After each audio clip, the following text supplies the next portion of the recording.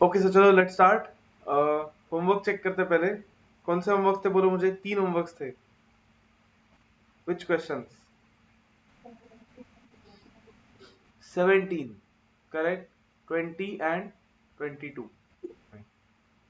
पहले 22 करते, वो तो 1 सेकेंड का क्वेश्चन था।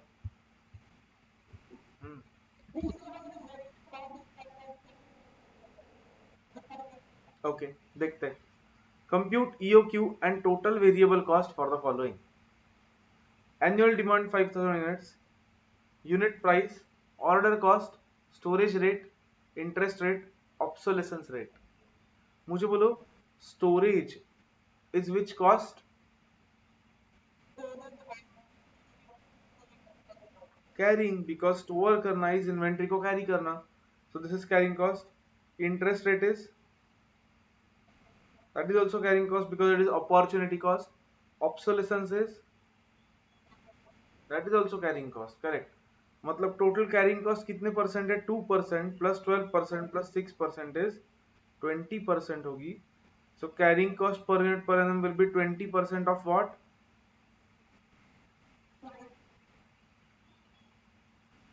20 रुपीज। करेक्ट। ओरिजिनल इसमें मतलब ठीक है। तो that's can compute EOQ and total variable cost for following. ये तो अलग क्वेश्चन है, वो बाद में देखते हैं। तो can I say EOQ will be root of 2 into annual demand is what? 5000 into 16 divided by 20% of 20 which is 4। तो कितना आता है? Correct. Has everyone got 200 units?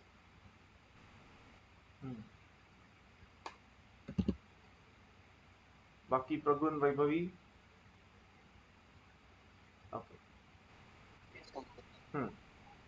योगी तुम कल नहीं थी बट स्टिल ये कंसेप्ट हुआ है तुम्हारा, राइट? तो अभी मेरे साथ ही कर दो क्वेश्चन।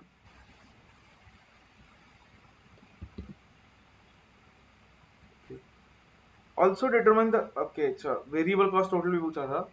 अब टोटल वेरिएबल कॉस्ट मतलब उनको क्या बोलना है पहले देखो। मुझे बोलो यूनिट्स के साथ कौन से कॉस्ट चेंज होंगे। मुझे बोलो पहले तो परचेज का कॉस्ट होगा जो टोटल, वो चेंज होगा क्या नंबर ऑफ यूनिट्स के साथ? और मतलब होगा, राइट? तो परचेज कॉस्ट लेते हैं एट ईओक्यू। परचेज कॉस्ट कितना आएगा? पर यूनिट है 20 into how many units? 1 lakh units. हाँ, 5000 यूनिट्स, राइट? तो कितना आ रहा है? 1 लाख रुपीज।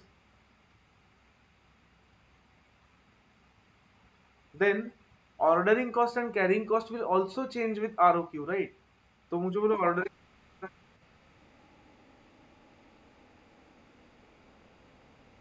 करेक्ट ना? फिर ऑर्डरिंग कॉस्ट भी तो आरओक्यू पे ही डिपेंड करता है अल्ताफ।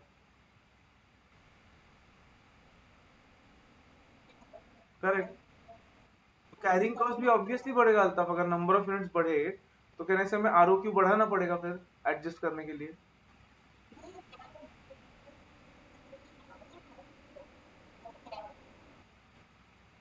नहीं, अच्छा अल्ताफ देखो, अगर नंबर ऑफ यूनिट्स इंक्रीज हुए उस साल के, तो हम ऑर्डर्स बढ़ाएंगे। ऑर्डर्स बढ़ाएंगे मतलब कहने से आरओक्यू भी तो चेंज करना पड़ेगा।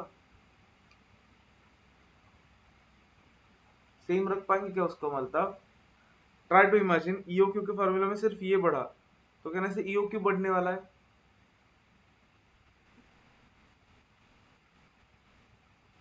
ईओक्यू के फॉर्मूला में सिर्फ एक एलिमेंट बढ़ा, तो मुझे बोलो ईओक्यू बढ़ेगा या नहीं बढ़ेगा?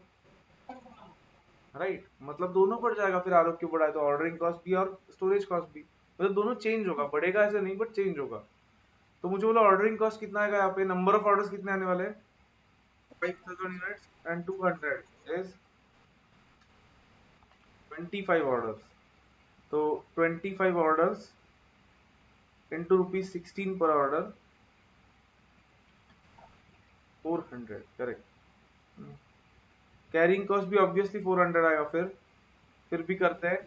That will be R O Q by 2 into 20 का 20%, 4।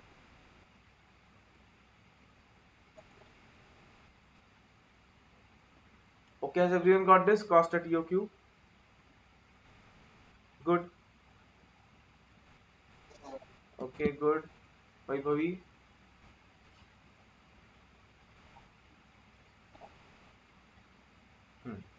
योगिनी, ये समझ रहा है तुमने? ये बेसिक्स देखे तुमने सब, राइट? Formulas and everything.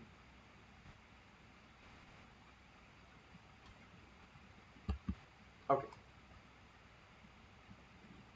वो बोल रहे हैं also calculate total cost that would result for the items if incorrect price of 12.8 is used. ठीक है, अब incorrect price of 12.8 is used किया तो एक ही चीज चेंज होगी. सिर्फ कौन सी चीज चेंज होगी ईओक्यू के फॉर्मूला में? करेक्ट, ये नीचे का कैरिंग कॉस्ट चेंज होगा सिर्फ, बाकी तो सब सेम रहेगा. तो अगर 12.8 यूज किया हमने तो EOQ will B 2 into 5000 into 16 divided by 20% of 12.8 आएगा. So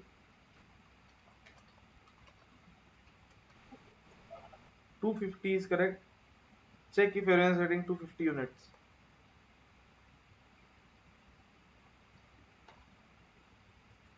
Check if everyone is getting 250 units.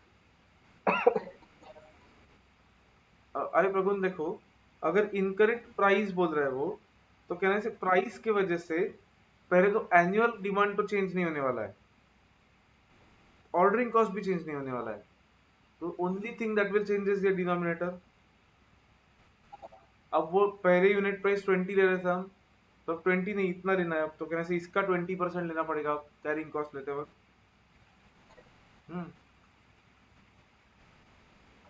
Okay, तो 250 will be new EOQ then, wrong EOQ. तो मुझे बोलो कॉस्ट एट रॉन्ग ईओक्यू निकालते हैं. अब गलत प्राइस लेके परचेस कॉस्ट कितना आएगा? Okay, rupees 12.8 into 5000 units,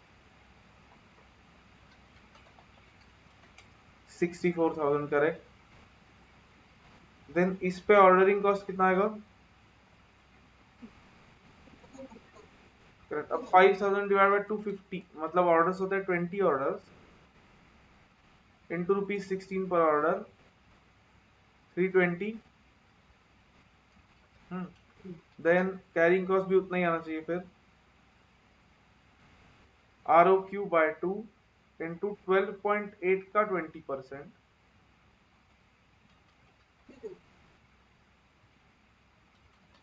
320.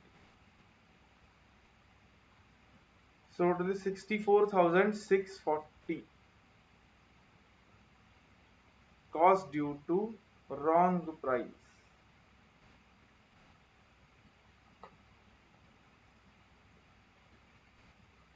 Tell me, correct आया था क्या सबका? Okay good. प्रगुन समझा है अब?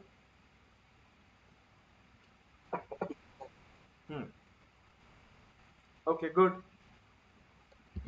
नेक्स्ट देन 20 एंड 17 दोनों से ना चेक करते हैं.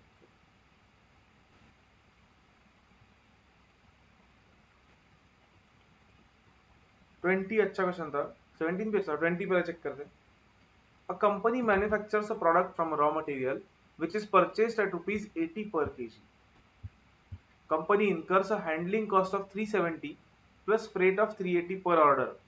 अब पर ऑर्डर होते हैं दोनों कॉस्ट, मतलब ये दोनों भी कॉस्ट क्या है? करेक्ट, ऑर्डरिंग कॉस्ट है. ठीक है,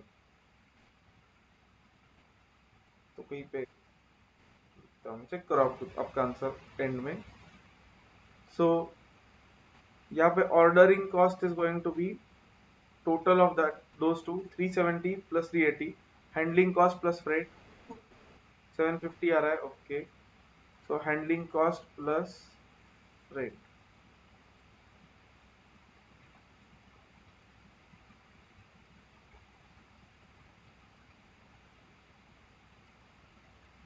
Like I said, presentation has to be proper. Next, incremental carrying cost of inventory of raw material. Incremental मतलब एडिशनल कैरिंग कॉस्ट अब कितना आएगा हमें कैरी करने के लिए? 0.25 पर केजी पर मंथ। और भी आगे लिखते हैं, लेकिन कैरिंग कॉस्ट में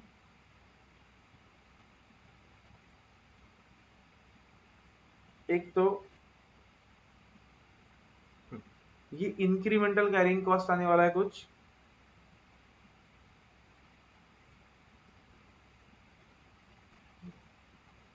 कितना है वो 0.25 पर केजी पर मंथ। मुझे बोला हमें पर केजी चाहिए, लेकिन पर मंथ चाहिए क्या हमें? पर ईयर चाहिए, राइट? तो 0.25 इंटू 12 करके देना पड़ेगा।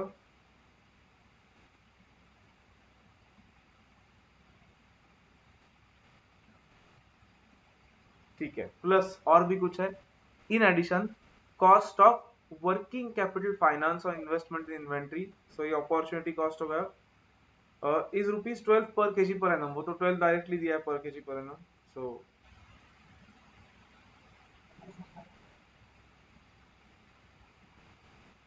हाँ, सो रुपीज 12 पर KG per annum. So total 15 आता है। Okay, so 15 will be carrying cost per unit per annum, मतलब पर KG per annum. Next, annual production of the product is 1 lakh units. तो ये तो एनुअल रिक्वायरमेंट हो गई, एनुअल प्रोडक्शन हो गया फाइनल प्रोडक्ट का। And 2.5 units are obtained from 1 kg of raw material. Concentrator, input, output. मुझे बोलो 1 केजी ऑफ रॉ मटेरियल से 2.5 यूनिट्स ऑफ फिनिश्ड प्रोडक्ट मिलते हैं।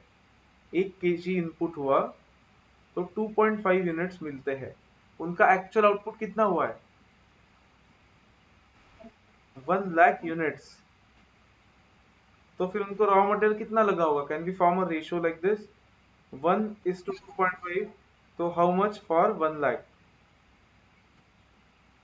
Check if your is getting 40,000 kgs। कितने लोगों का करेक्ट आया है? 40,000। Yes, good. Agun, Vaibhavi. Into into नहीं किया ना, उल्टा 1 lakh into 2.5। Okay, Yogini, have you understood up to this point? Okay,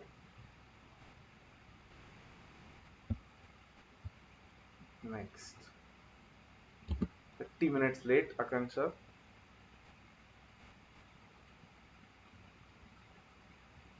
Required, calculate EOQ।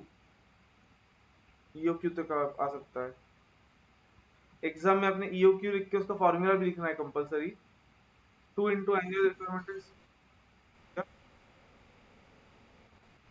नहीं नहीं, EOQ के जगह ROQ लिखा तो does not matter, because ROQ का एक ही मॉडल देखा है हमने EOQ नाम का। ROQ निकालने का और कोई वे दिखा ही नहीं है वैसे भी, right? 2 into 40,000 into 750 divided by 15।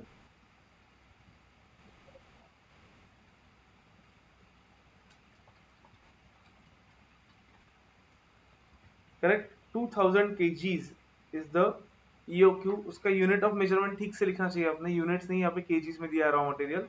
so 2000 kgs। Next, advise how frequently company should order for procurement. Be place नहीं आना चाहिए था वहाँ पे। या फिर company's order for procurement placed. अब कॉन्सेंट्रेट, नंबर ऑफ ऑर्डर्स कितने आ रहे हैं यहाँ पे? 40,000 annual requirement divide by 2000 is एक बार का ROQ। So 20 orders. ये फर्स्ट पार्ट का आंसर आया। अज्यूम 360 डेज इन ईयर बोला है। कॉन्सेंट्रेट नाउ, 360 डेज में हम 20 ऑर्डर्स प्लेस करते हैं। इसका मतलब कितने दिन में हम एक ऑर्डर प्लेस करते हैं? 18। मतलब कैन आई से 18 डेज फॉर 1 ऑर्डर। इसका मतलब gap between 2 orders is 18 days.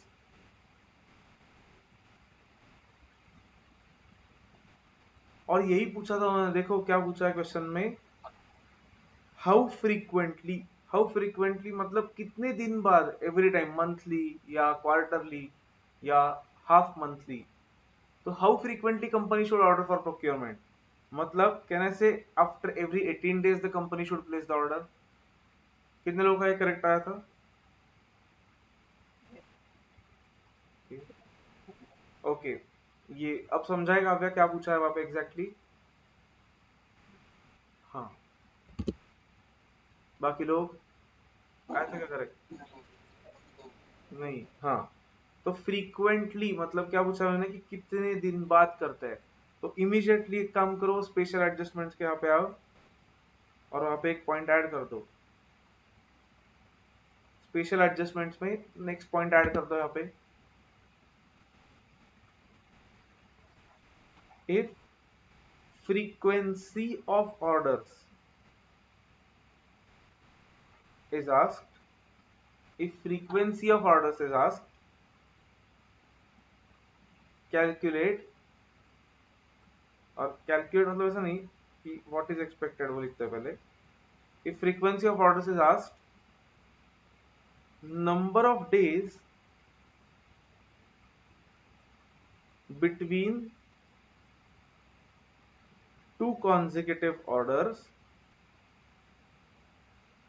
is expected, number of days between two consecutive orders is expected. Can I say it will be number of days in the period, मतलब 360 divided by, can I say, number of orders in the period।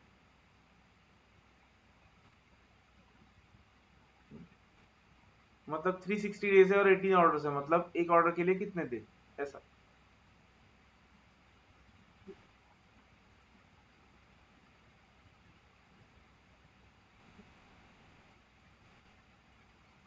कौन से question में आया ये? Question number, लिखो, question number 20 of QB.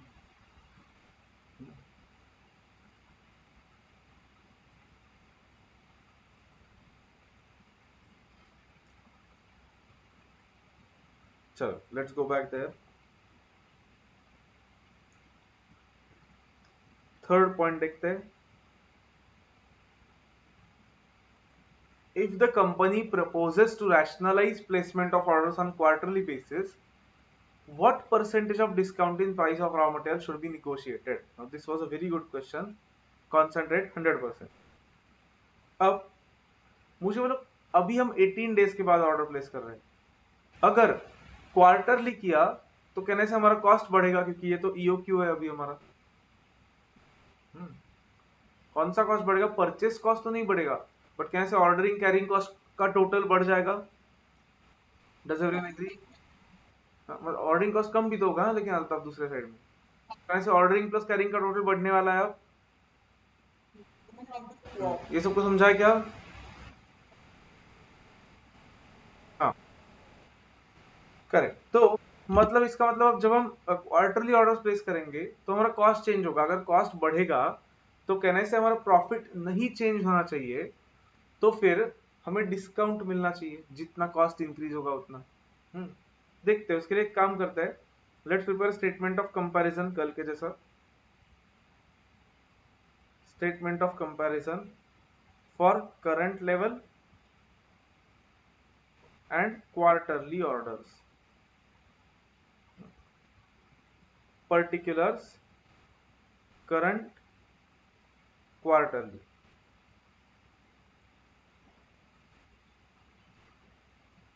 मुझे बोलो, current आरओक्यू कितना है, मतलब ईओक्यू 2000। नाउ कॉन्सेंट्रेट, पूरे साल में हमें कितने चाहिए? एनुअल रिक्वायरमेंट कितना था हमारा? 40,000 था। क्वार्टरली मतलब कितने ऑर्डर्स प्लेस करने पड़ेंगे साल में? 4। मतलब एक ऑर्डर में कितना आएगा फिर आरओक्यू यहाँ पे?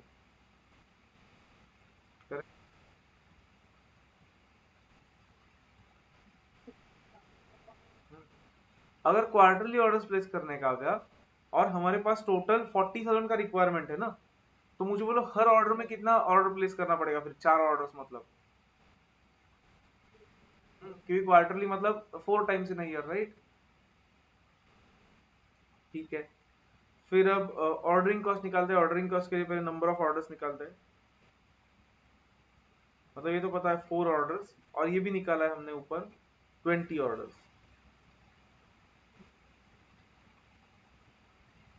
तो ऑर्डरिंग कॉस्ट विल बी कहने से बी इंटू 750, 750 का 15,000 rupees and 3,000 rupees. And let's calculate carrying cost also. Carrying cost will be ROQ by 2 into carrying cost per unit per annum was 15 शायद. So ये 15,000 and ये आएगा 10,000 divided by 2 into 15 which is 75,000. Correct.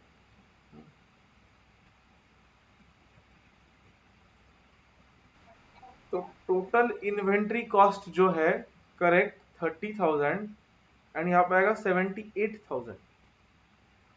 इसका मतलब अब वो जो बोल रहे थे कि if the company proposes to rationalise placement of orders on quarterly basis, तो मुझे बोलो क्वार्टरली बेसिस की वजह से कॉस्ट कितना इंक्रीज हो रहा है. Okay, increase in cost due to quarterly orders is equal to 48,000. Correct. यहां तक सबको क्लियर है क्या बोलो?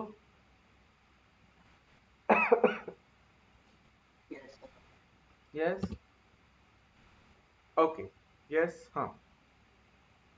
तो फिर अब करंट परचेस कॉस्ट कितना है मुझे बोलो. Current purchase cost. अब एक सेकेंड, ये फर्स्ट लाइन में ये हमने यूज ही नहीं किया है. 80 रुपीज पर केजी उनका परचेस कॉस्ट, परचेस प्राइस है, राइट. तो 80 इंटू एनुअल रिक्वायरमेंट इज 40,000. तो करंट परचेस कॉस्ट है 80 रुपीज पर यूनिट इंटू 40,000 मतलब KGs. So correct, 32 lakhs. This is their current purchase cost. अब 100% कॉन्सेंट्रेशन से देखो, कहने से इन्वेंट्री में इतना बढ़ रहा है तो फिर सप्लायर से हमने उतना एग्जैक्टली उतना ही डिस्काउंट लेना चाहिए सो दैट हमारा प्रॉफिट चेंज नहीं होगा. Does everyone agree? इसका मतलब डिस्काउंट रिक्वायर्ड, मतलब एटलीस्ट उतना लेना चाहिए Pragun, right. See what we want is, हमें क्या चाहिए, if company proposes to rationalise the placement of orders on quarterly basis, मतलब हमें क्वार्टरली पे शिफ्ट होना है. तो कहने से प्रगुन हमें एटलीस्ट 48,000 डिस्काउंट मिला तो we will be indifferent. Indifferent मतलब क्या, हमें फर्क नहीं पड़ेगा 18 डेज पे कर रहा है क्वार्टरली कर रहा है. करेक्ट. सो डिस्काउंट रिक्वायर्ड या करेक्ट है प्रगुन का. हम एक और बेटर थोड़ा वर्डिंग यूज कर सकते हैं यहाँ पे, मिनिमम डिस्काउंट रिक्वायर्ड बोल सकते हैं हम. So minimum discount required is rupees 80,000, sorry 80 नहीं 48,000. Therefore minimum percentage discount will be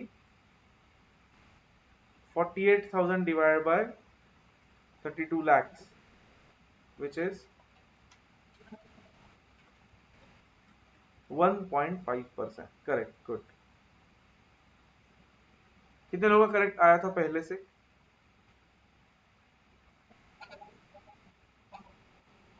तो आया मतलब. अच्छा, ओके, गुड. जिनका नहीं आया था अब समझाए क्या बोलो सबको क्लियरली. अच्छा क्वेश्चन था ये. कहाँ पे? ओके. क्लियर है क्या काव्या?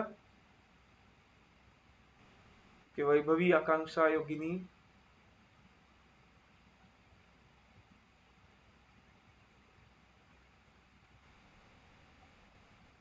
थोड़ा थोड़ा नहीं समझ रहा. ओके. क्या नहीं समझा योगिनी बोलो.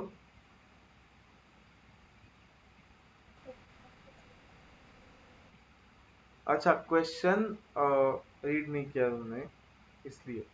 ठीक है, एक काम करो, मतलब ये जो होमवर्क के थे इनके जो हम अभी चेक कर रहे हो वापस सॉल्व करो एक बार तुम्हारा प्रीवियस लेक्चर होने पर. तुम्हारा शायद 11th लेक्चर बाकी है ना सिर्फ देखना.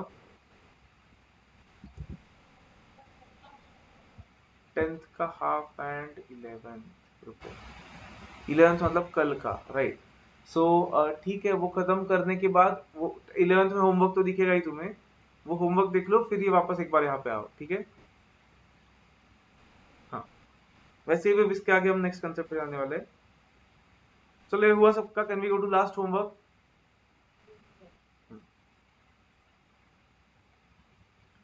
ठीक है, फिर एक काम करते हैं, लास्ट होमवर्क जो है, क्वेश्चन नंबर क्या था वो, 22 ना, नहीं 17। वो कल चेक करते हैं, तो योगिनी कल 17 क्वेश्चन करके आओ, ठीक है।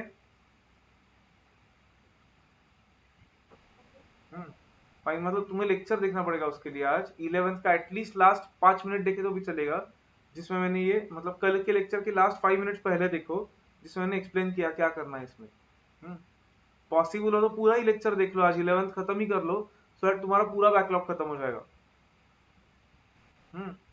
सो प्रेफरेबली 11th लेक्चर पूरा देख लो, सो दैट बैकलॉग खत्म होगा and you will be able to join normally अब कल से। कल चेक करते हैं 17। चलो अभी के लिए, हाँ बोलो। हाँ, नहीं नहीं सफिशिएंट नहीं, इसके अलावा मैं एडिशनल क्वेश्चन बैंक देने वाला हूं, वो भी करना है। टेस्ट में जो क्वेश्चन आएंगे वो भी करने हैं। हम्म, इसके अलावा जो क्वेश्चन बैंक है उसमें भी इतने ही क्वेश्चन होने वाले हैं। खुद को करना है वो आपको पूरा।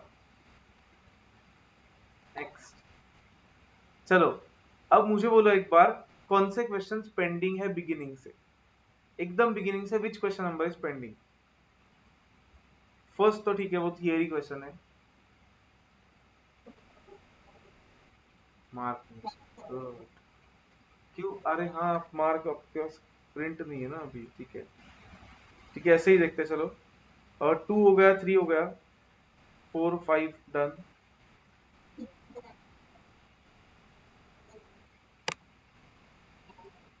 मुझे बोलो, हमने फिफ्थ किया क्या क्वेश्चन, फिफ्थ मैंने मार्क क्यों नहीं किया, नहीं किया फिफ्थ, अभी करते, 1 सेकंड में, 1 सेकंड का क्वेश्चन है वो, चलो फिफ्थ पे आओ। Come to fifth question, at what price per unit would part number A32 be entered in stores ledger मतलब जहाँ पे मटेरियल रिकॉर्ड करते हैं, if following invoice was received from a supplier, 200 units at 5 rupees per unit मिले, less 20% discount मिला है, सब total 800। मुझे बोलो कॉन्सेंट्रेट, इनवॉइस में ही वो डिस्काउंट आया है, मतलब वो ट्रेड डिस्काउंट है या कैश डिस्काउंट। ओके, मतलब you are saying cash discount है, okay, cash, okay. Anyone else, anyone else, trade discount होगा या कैश डिस्काउंट होगा।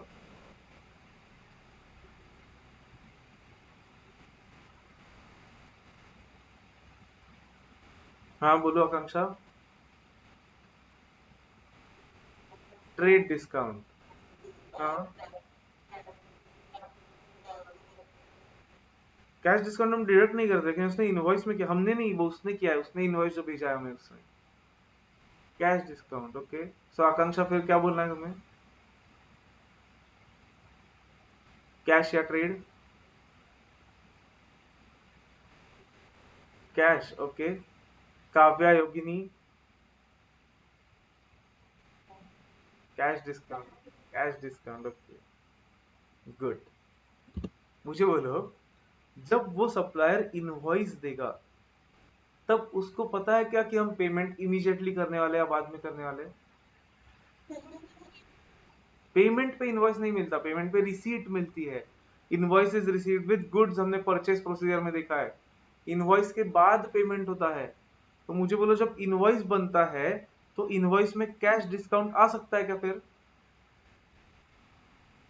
नो, इनवॉइस में जो डिस्काउंट होता है that will B trade discount, okay. अगर अगर कभी ऐसा हुआ कि पहले एडवांस पेमेंट किया था फिर इनवॉइस मिला, तब ही शायद कैश डिस्काउंट आ सकता है इनवॉइस में, बट फिर उस केस में देना चाहिए उन्होंने स्पेसिफिकली। तो ये ऑब्वियसली ट्रेड डिस्काउंट होगा, और हमें डिडक्ट करके लेना है, मतलब हमें 800 पे रिकॉर्ड करना है उसको, 1000 पे नहीं करना है। Is this clear to everyone? Okay, next.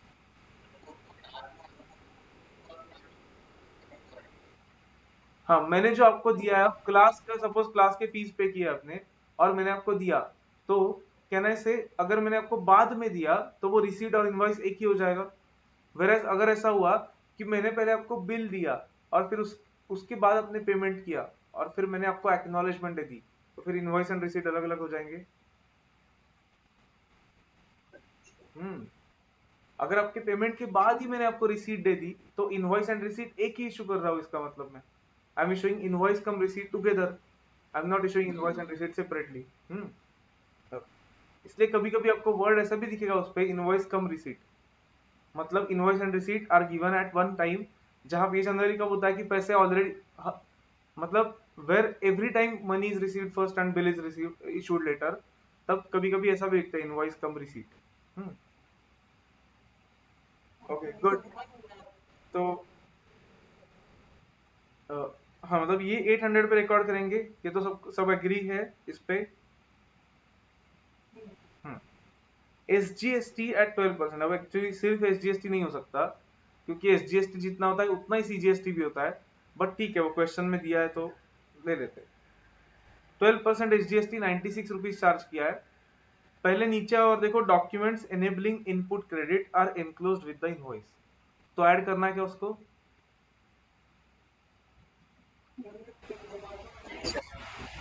करना है, नहीं करना है, करेक्ट, क्योंकि क्रेडिट अवेलेबल है। Good. Packing charges for 5 boxes, उसके बारे में कुछ दिया है, पढ़ते हैं बाद में।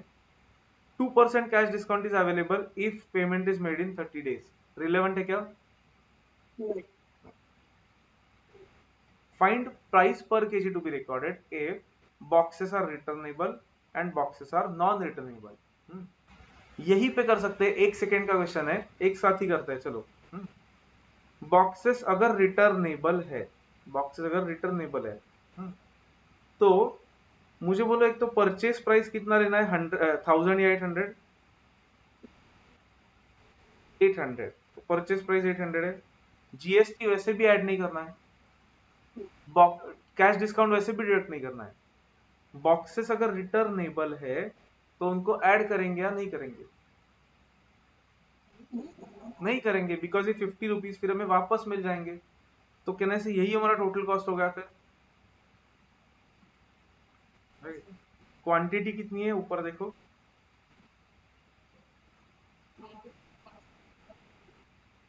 क्वांटिटी 5 नहीं, 200 यूनिट्स, राइट। तो अगर 200 यूनिट्स क्वांटिटी है तो कितना आएगा रेट पर KG, price per KG, price per unit मतलब?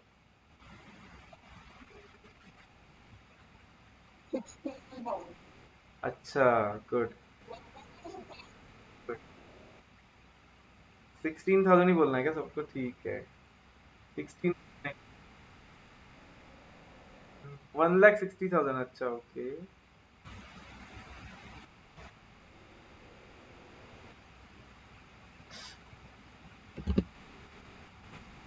4,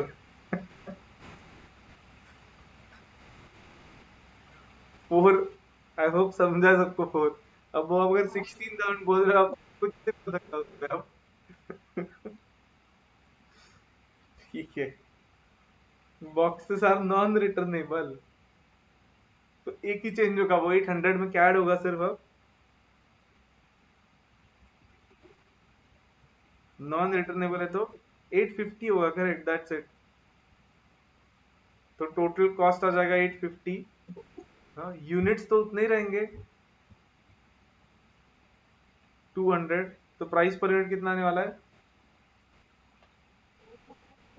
4.25 पर यूनिट।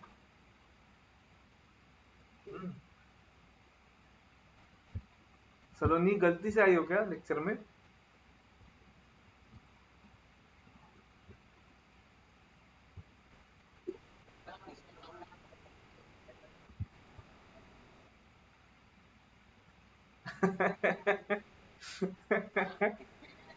हाँ, यहाँ पे 850 इंटू 200 करना है ना, अल्ताफ, अल्ताफ का।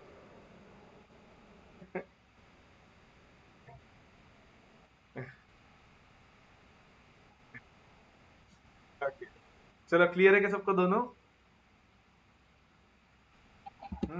ओके, ये क्वेश्चन नोटबुक में अगर हमने लिखा तो कैन यू टेल मी किस किस के बारे में नोट लिखना पड़ेगा हमें? जीएसटी का नोट लिखना पड़ेगा कि documents enabling input credit are enclosed therefore credit is available therefore not added. Then trade discount का भी लिखना पड़ेगा क्योंकि वहां पे दिया है, तो since 200 given in the invoice is trade discount, it has been deducted to arrive at the purchase cost. Or cash discounts, since cash discount is a finance cost, it is not deducted in calculating cost of material. Correct. Box का तो ठीक है, वो दो cases वैसे भी कर रहे हैं ना। तो ये तीन नोट्स आपको लिखने पड़ेंगे अभी, तो ठीक है हमने यही पे किया, कुछ मतलब ही नहीं था इस क्वेश्चन में एक्चुअली। अब सेवेंथ नहीं किया हमने, सेवेंथ बाद में करते हैं। 8 9 done, 10 done, 11 is done, 12th is done, 13 14 15 16 17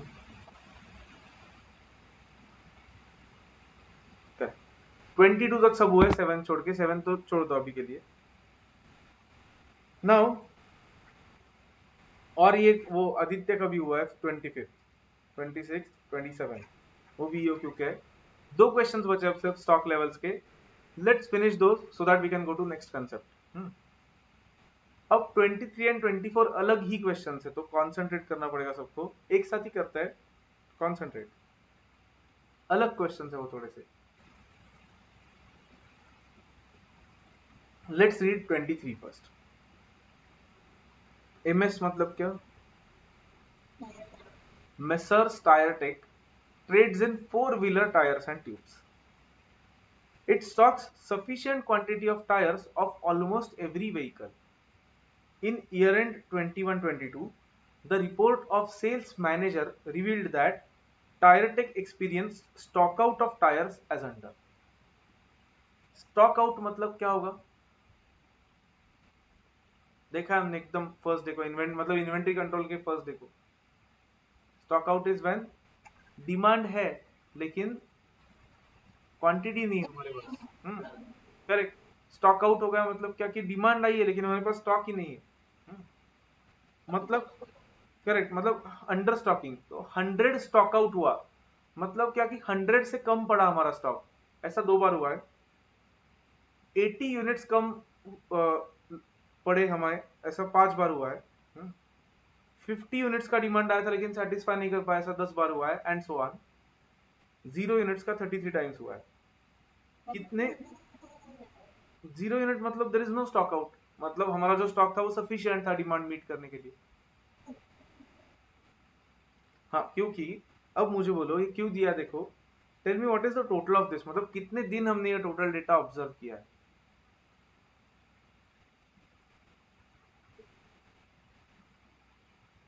for how many days have you observe this? कितने? 100 डेज के लिए। मतलब you have observe this details for past 100 days.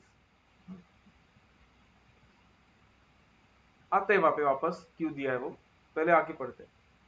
Company loses, concentrate, अब company loses 150 unit due to stock out. 150 पर unit due to stock out, मतलब stock out हुआ तो उनके 150 रुपीज लूज हो जाते हैं। मतलब कहने से 150 उनका पर यूनिट का प्रॉफिट होगा। देखो, क्योंकि जब स्टॉक आउट होता है तो वो प्रॉफिट चला जाएगा ना, प्रॉफिट नहीं मिलेगा, तो it is like opportunity cost. Correct है? फाइन। मतलब स्टॉक आउट हुआ तो उनके 150 रुपीज चले जाते हैं, and it spends 50 rupees per unit on carrying of inventory, मतलब इन्वेंट्री कैरी करनी है तो 50 रुपीज स्पेंड करने पड़ते हैं। They're asking determine optimum safest stock level. Optimum safest stock level. अब मुझे बोलो पास्ट में ऐसा हुआ है, फ्यूचर में क्या होगा, मतलब अब कितना स्टॉक रखना चाहिए। ऑप्टिमम मतलब जिसपे कॉस्ट कम आता है सबसे। तो अब कितना स्टॉक रखना चाहिए, उसके लिए कुछ डेटा दिया है क्या उन्होंने कि आगे कितना स्टॉक आउट होगा? नहीं। Can we use this data somehow to estimate कि आगे कितना होगा?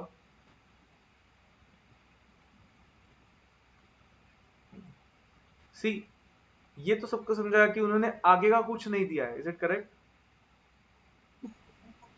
ये तो सब पास्ट का है ना, कि in the year and 2021 his report revealed that this has happened, मतलब ये ऑलरेडी हुआ है। तो देखो हमें क्या करना है यहाँ पे, the only option that we have available is, हमें, मुझे बोलो 100 इतना स्टॉक आउट 2 बार हुआ, out of how much? 2 times out of how many times? 100 times. So can I say 2% of the times we had stock out of 100 units? 5% of the times we had stock out of 80 units? Then 10%, 20%, 30% and 33%. Is this like, can we take this as basis? Can we take this as probability of stock out? देखो, can we take this as in future also there are 2% chances कि हमारा इतना stock out होगा, 5% chances कि हमारा इतना stock out होगा?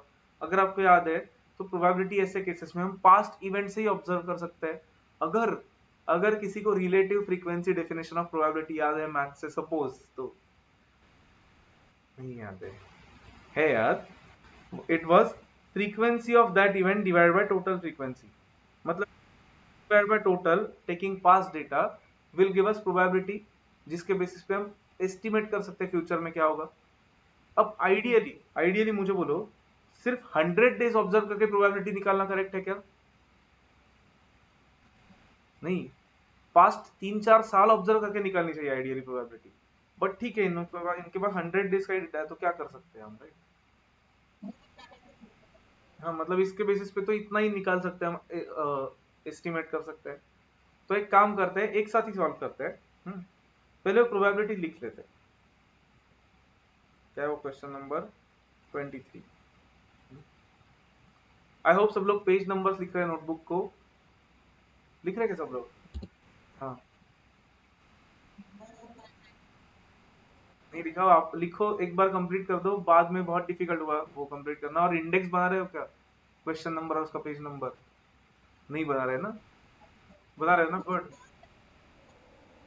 नहीं, नोटबुक में मैंने बोला था आपको एक इंडेक्स बनाओ फर्स्ट पेज पे, कि क्वेश्चन नंबर और उसका पेज नंबर नोटबुक में, क्योंकि बाद में आपको मिलेगा ही नहीं 40 क्वेश्चन, और एडिशनल क्वेश्चन बन के 40 क्वेश्चन आए तो कहाँ से मिलेंगे फिर क्वेश्चन? ढूंढना पड़ेगा, तो वो बाद में तुम्हें करना पड़ेगा फिर अल्ताफ, देख के। अगर तुमने इंडेक्स लिखा है ऑलरेडी तो डायरेक्ट लिख पाओगे ना बाद में फिर। हाँ, अरे एक ही कॉलम करना है, ऐसा कंपलसरी है क्या अल्ताफ? 2 कॉलम नहीं कर सकते क्या इंडेक्स में? अच्छा, मतलब एक पेज पे ऐसे नहीं कर सकते, question number page, question page, question page, कर सकते हो ना? करो, क्योंकि बाद में वो कंफ्यूजिंग होगा। कुछ चैप्टर्स में बहुत ही ज्यादा क्वेश्चन है, ये तो मटेरियल कुछ नहीं है, तो इसलिए बी केयरफुल ऑफ दैट। चलो next। अब प्रोबेबिलिटी पहले लिख लेते हैं। लिखो, based on past observation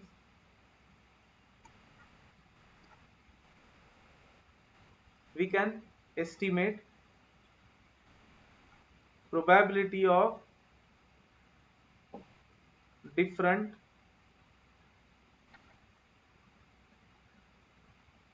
stock out situations as follows।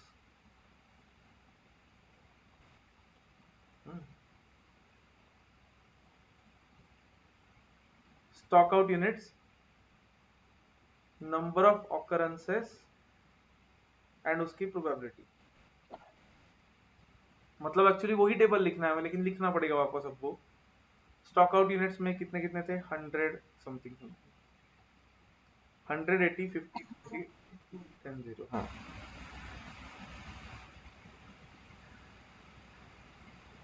Number of occurrences थे 2, 5, 10, 20, 30, 33।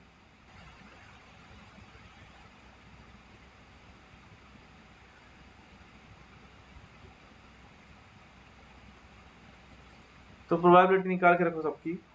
100 ही है तो इजी है फिर प्रोबेबिलिटी निकालना। 2/100 मतलब 2% ऑफ टाइम्स, 8%।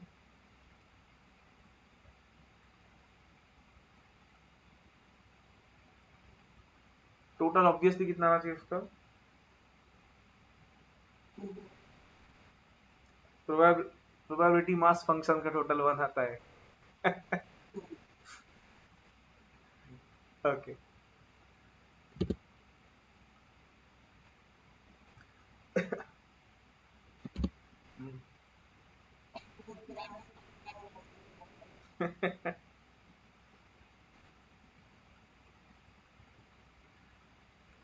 आगे चैप्टर्स में नहीं, कहीं पे भी नहीं आएगा प्रोबेबिलिटी डेरिवेटिव सब कुछ।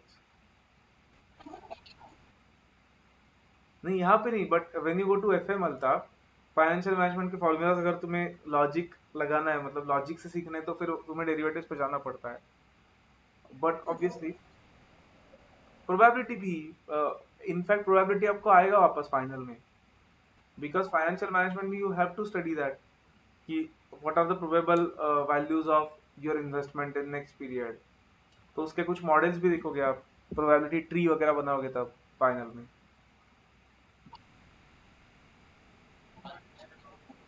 बहुत दूर है ना। सब कुछ आएगा।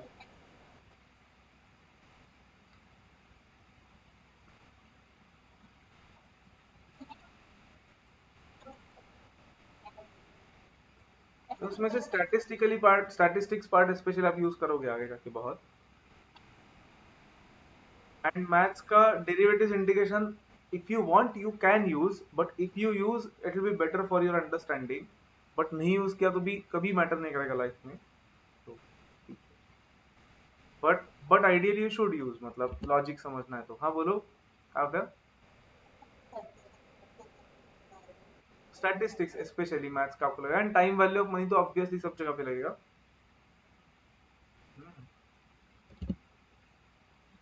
मीन, स्टैंडर्ड डेविएशन, वेरिएंस से वापस आएगा फाइनल में।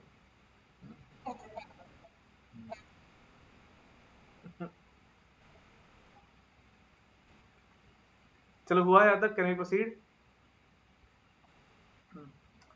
ठीक है, अब क्वेश्चन सॉल्व कैसे करना है केयरफुली देखो। ये थोड़ा अलग ही क्वेश्चन है, मतलब कुछ इन्फॉर्मेशन नहीं दिया उन्होंने।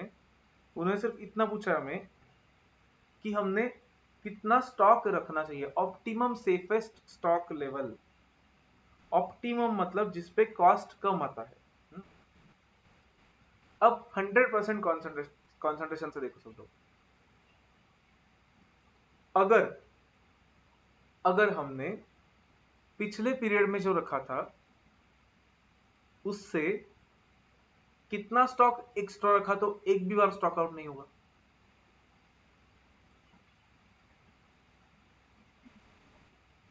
कितना स्टॉक हमने एक्स्ट्रा रखा तो एक भी बार स्टॉक आउट नहीं होगा। कितना कितना सेफ्टी स्टॉक रखा तो एक भी बार स्टॉक आउट नहीं होगा। करेक्ट।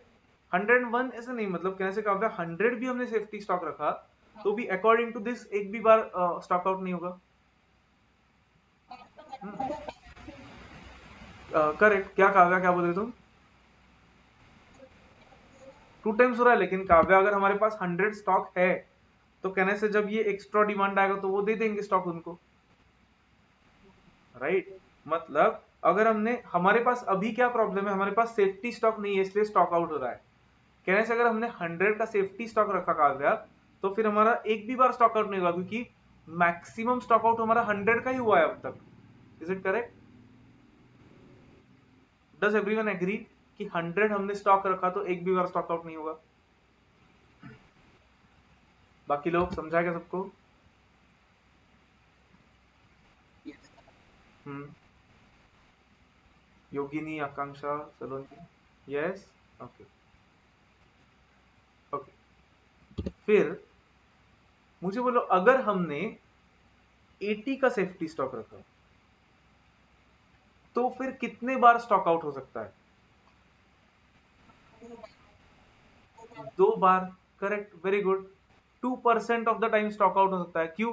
क्योंकि अगर हमने 80 का स्टॉक रखा तो अगर 100 का डिमांड आया तो ही स्टॉक आउट होगा, मतलब 2 बार ही से स्टॉक, मतलब 2% of the time stock out हो सकता है। ये क्लियर है क्या सबको? बोलो। फाइन। एंड अगर हमने 80 का स्टॉक रखा तो 2% of the time stock out होगा। और कितने यूनिट्स से स्टॉक आउट होगा, कितने यूनिट्स का स्टॉक आउट होगा, 20, करेक्ट। क्योंकि ऊपर के 20 यूनिट्स ही हम सेटिस्फाई नहीं कर पाएंगे फिर, क्योंकि 100 का डिमांड आया तो 80 तो हमारे पास ऑलरेडी होगा, तो हम ऊपर के 20 नहीं सेटिस्फाई कर पाएंगे। समझा? अगर हमने 50 का स्टॉक रखा, कॉन्सेंट्रेट 100%, अगर हमने 50 का ही सेफ्टी स्टॉक रखा, तो कहना है से अगर 100 का डिमांड आया तो कितने से स्टॉक आउट होगा हमारा, करेक्ट। मतलब 50 यूनिट स्टॉक आउट होने के 2% चांसेस है, एंड 80 का डिमांड आया तो कितने यूनिट्स का स्टॉक आउट होगा, 30 यूनिट्स। कहने से 30 यूनिट स्टॉक आउट होने के 5% चांसेस है। ये स्ट्रक्चर समझा क्या सबको क्वेश्चन का? इसके अकॉर्डिंग नीचे जा सकते हैं अब हम। फाइन, तो फिर इसको कुछ तो प्रेजेंट करने का ट्राई करते हैं, क्योंकि अब प्रॉब्लम क्या होगा देखो, हम जितना ज्यादा सेफ्टी स्टॉक रखेंगे उतना ज्यादा कैरिंग कॉस्ट भी आएगा। Is it correct? क्योंकि सेफ्टी स्टॉक हमें कैरी करना पड़ेगा, राइट। बट जितना कम सेफ्टी स्टॉक रखेंगे, कहने से उतना ज्यादा स्टॉक आउट कॉस्ट आएगा फिर। अगर हमने स्टॉक कम रखा तो स्टॉक आउट बढ़ेगा, फिर ये कॉस्ट बढ़ेगा। अगर हमने स्टॉक ज्यादा रखा तो फिर कैरी करने का कॉस्ट बढ़ेगा, राइट। मतलब हमें ऐसा लेवल निकालना है जहां पे दोनों सबसे कम हो रहा है। क्या करना है? Is it clear to everyone?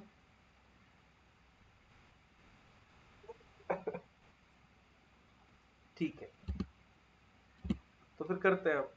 Let's try to present it properly. अब हमें अलग अलग लेवल्स चेक करने पड़ेंगे। So let's write evaluation of different safety stock levels. Evaluation of different safety stock levels.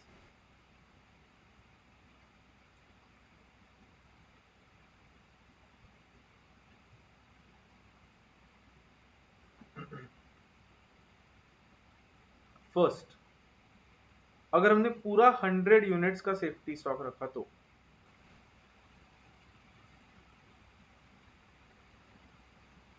पूरा 100 यूनिट्स का सेफ्टी स्टॉक रखा, concentrate. अब मुझे बोलो स्टॉक आउट होगा क्या फिर कभी? नहीं, तो stock out cost will B 0, because stock out होगा ही नहीं। 100 यूनिट्स ही हमारा मैक्सिमम स्टॉक आउट हुआ है अब तक, तो पूरा 100 का सेफ्टी स्टॉक रख दिया तो स्टॉक आउट ही नहीं होगा। एंड कैरिंग कॉस्ट तो रहेगा, देखिए कैरिंग कॉस्ट कितना रहेगा 100 यूनिट्स को?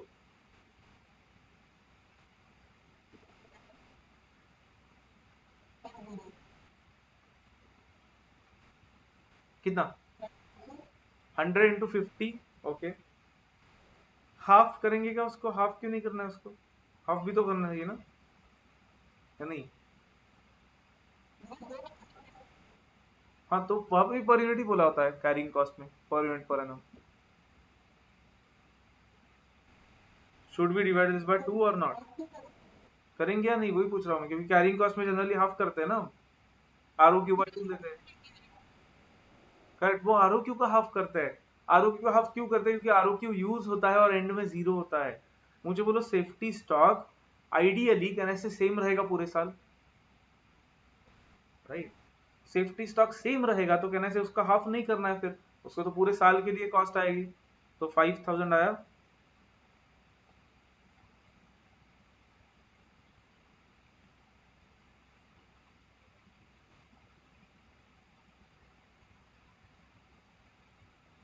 तो इस सिचुएशन में total cost will be 5000। Is this clear to everyone? सारे लेवल के लिए करना पड़ेगा। और अब नेक्स्ट इसमें थोड़ा सा केयर लेना पड़ेगा। देखो सेफ्टी स्टॉक क्या मतलब, प्रगुन हमें उतने यूनिट्स, अब हमारा स्टॉक आउट 100 का हुआ था मैक्सिमम, तो मुझे बोलो अगर हमने सेफ्टी स्टॉक मतलब एक मिनिमम स्टॉक लेवल रख दी 100 की, तो कहने से फिर स्टॉक आउट ही नहीं होगा हमारा कभी, राइट? तो मतलब 100 की स्टॉक लेवल रख के देखते हैं कितना कॉस्ट आता है फिर, तो 5000 आ रहा है। हम्म। अब वही सपोज, अब प्रॉब्लम क्या हो रहा है यहाँ पे, स्टॉक आउट कॉस्ट जीरो है लेकिन कैरिंग कॉस्ट आ रहा है ना।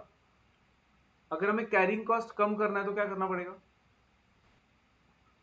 ये 100 को फिर मतलब स्टॉक आउट कॉस्ट बढ़ाना पड़ेगा, मतलब ये 100 को रिड्यूस करना पड़ेगा, करेक्ट? अब 100 के नीचे हमने सभी लेवल्स नहीं चेक करने चाहिए, लॉजिकली कौन सा लेवल चेक करना चाहिए डायरेक्टली? अब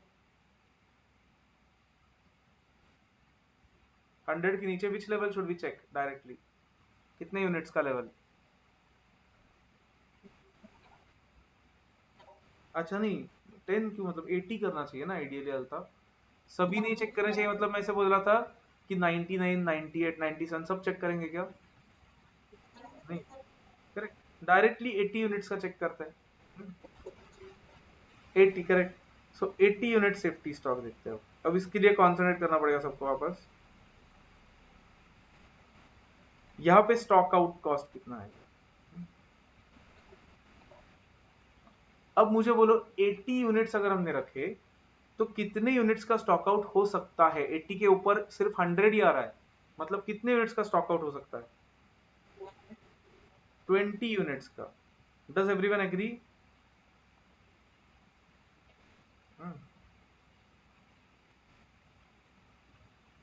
और स्टॉक आउट की कॉस्ट कितनी है पर यूनिट? 150। तो कहने से स्टॉक आउट कॉस्ट आएगा 20 यूनिट्स इंटू रुपीज 150 पर unit. But this is not going to happen every time, ये सिर्फ कितने परसेंट ऑफ टाइम्स होगा? 2%। तो कहना से this is expected only 2% of the times. तो उसकी एक्सपेक्टेड वैल्यू क्या आएगी, एक्सपेक्टेड कॉस्ट?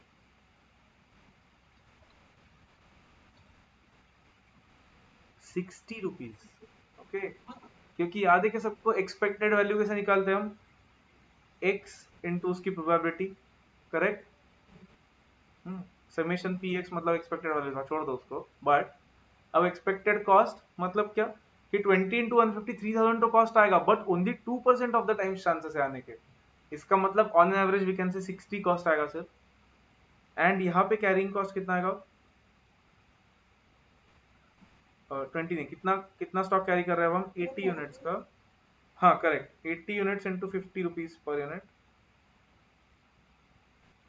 4000 आ रहा है क्या सबका? देखो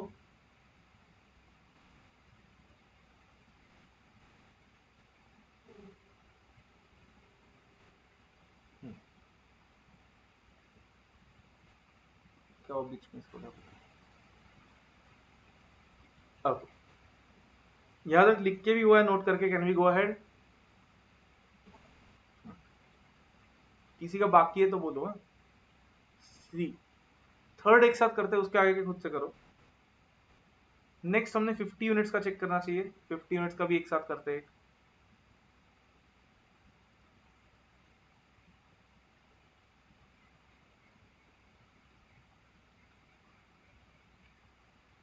स्टॉक आउट कॉस्ट, मुझे बोलो अगर 50 यूनिट्स रखा हमने स्टॉक, तो कितने कितने का स्टॉक आउट हो सकता है? दो सिचुएशन आ सकते हैं, कौन से? करेक्ट, आइदर 50 का स्टॉक आउट होगा या फिर 30 का स्टॉक आउट होगा, राइट? 50 का स्टॉक आउट होने के चांसेस क्या है?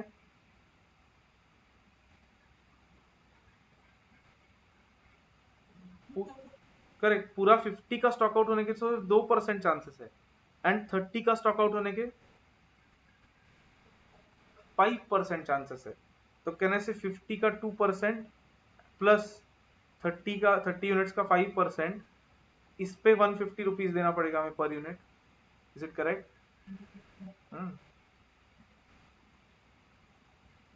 समझ रहा है कि सबको ये आंसर सबसे आना चाहिए आइडियली। कितना रहा है बोले?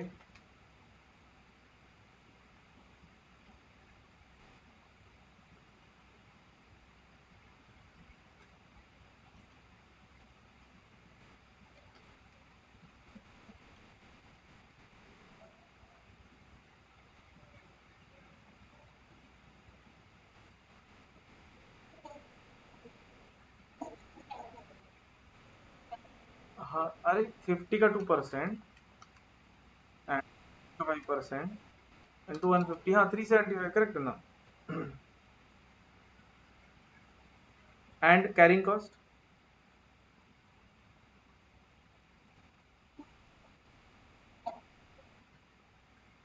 करेक्ट. Total cost.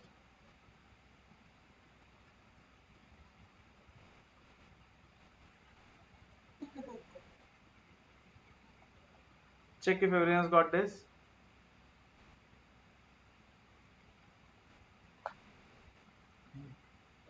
सब लोग आंसर करो, आया है क्या? यस. क्या? हाँ करो. प्रगुन, योगिनी, आकांक्षा, सलोनी, आया है.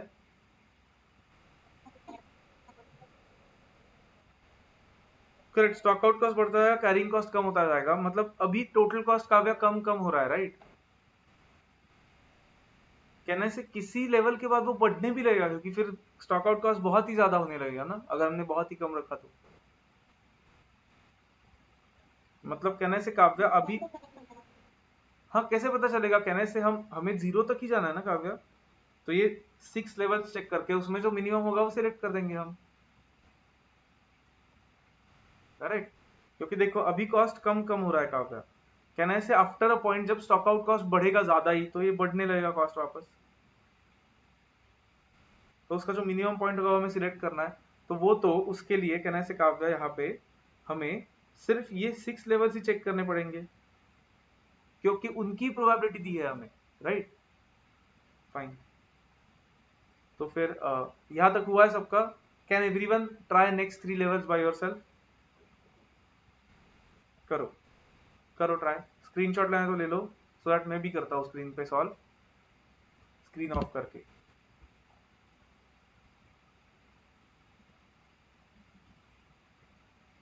स्क्रीनशॉट लिया आपने? I hope. मैं स्क्रीन ऑफ कर रहा हूँ, मतलब अदरवाइज क्वेश्चन बैंक में ही देखो. एंड करो सब लोग.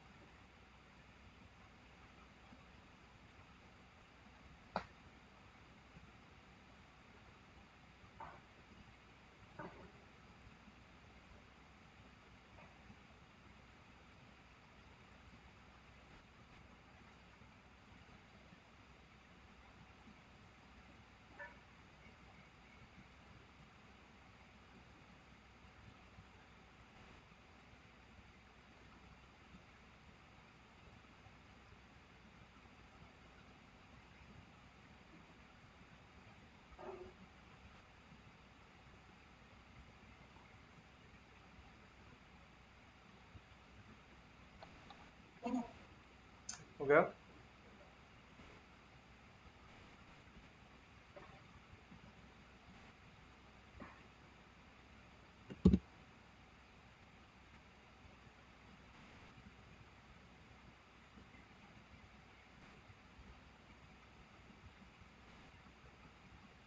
Let me know one by one होने पर, फिर स्क्रीन शेयर करता हूं मैं।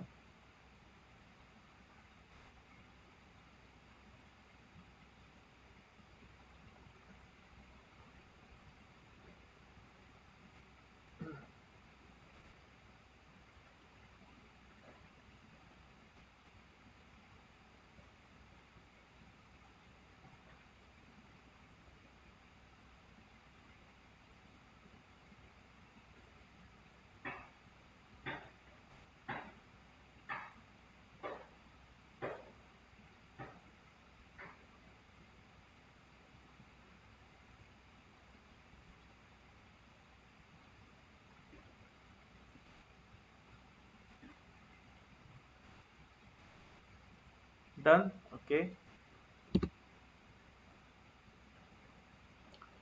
वैभवी डन, ठीक है। Done, okay. Yogini Akanksha done, ठीक है।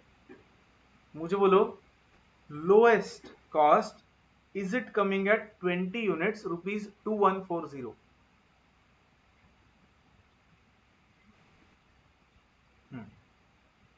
सब लोग देखो आया क्या?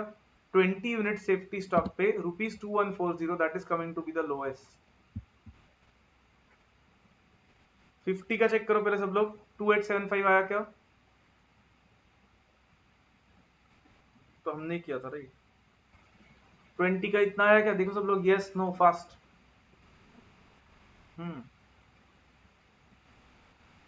Okay good. अल्ताफ, प्रगुन, वैभवी, आकांक्षा।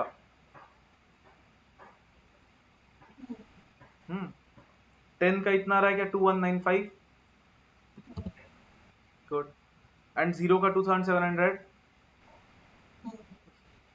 सो determine optimum safest stock level बोला था, तो ऑप्टिमम स्टॉक लेवल क्या होगी? Correct. Optimum stock level is 20 units since expected cost will be the lowest, that is rupees जो भी था 2140 शायद, यस।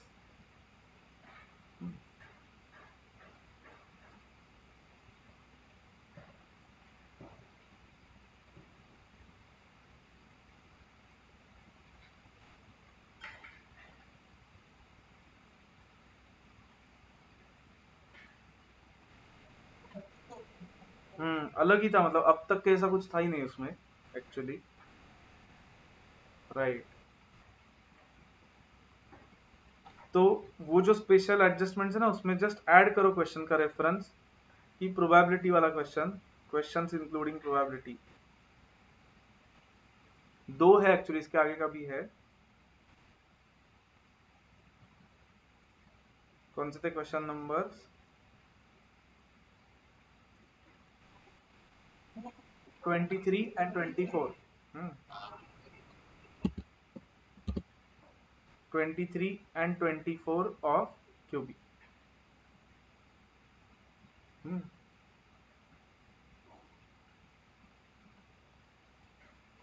एग्जाम में कुछ अलग आया तो you should be able to think कि क्या कर सकते हैं उसमें, क्या दिया है, व्हाट वी कैन डू।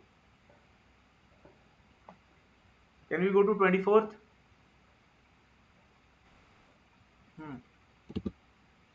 सब लोग yes no?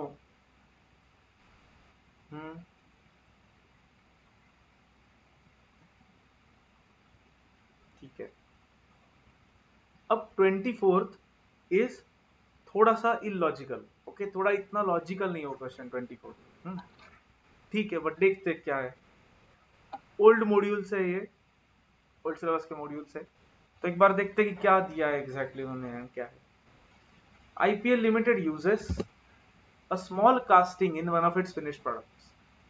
The castings are purchased from a foundry. Okay, एक तो कास्टिंग मतलब क्या?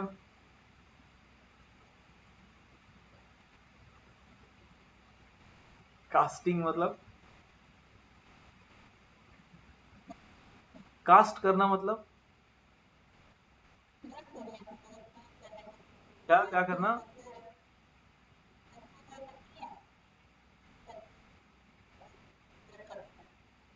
अच्छा, मूवी वाला कास्टिंग नहीं। ओके ओके ओके, अच्छा।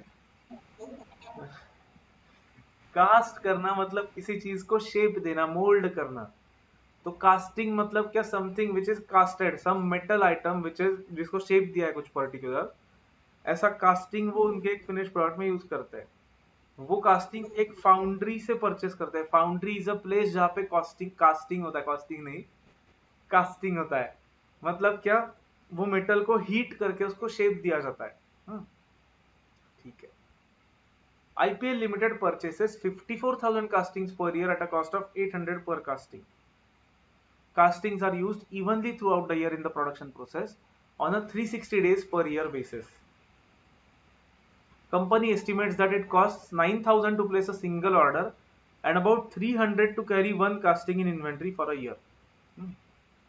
इनकी कैरिंग कॉस्ट हाई है अब तक के क्वेश्चंस के कंपैरिजन में। High carrying costs result from the need to keep the castings in carefully controlled temperature and humidity conditions and from high cost of insurance. Delivery from the foundry generally takes 6 days. EOQ के लिए इसका लेना देना है क्या कुछ? नहीं, lead time है ना वो, but it can take as much as 10 days. Days of delivery time and percentage of their occurrence are shown in the following tabulation.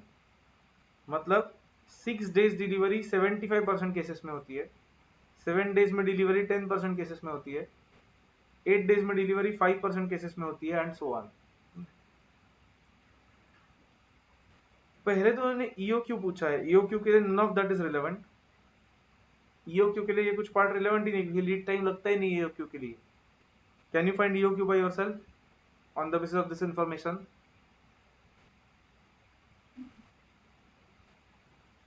लिखो, अब तक आना चाहिए था फास्ट।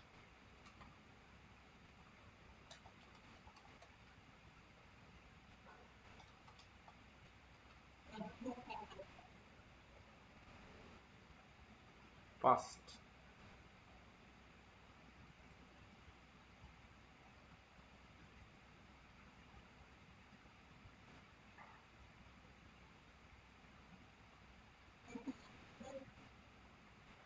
एटीन।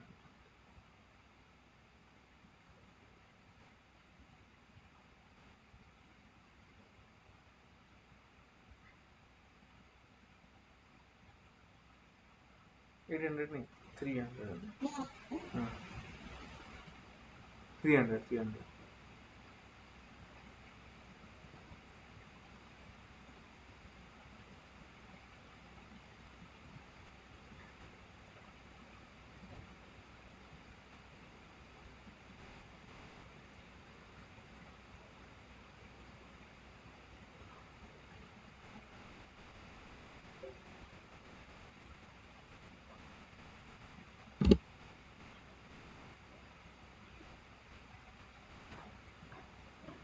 अच्छा, आयरन कास्ट वगैरह ऐसा सर ने बोला था, करेक्ट करेक्ट।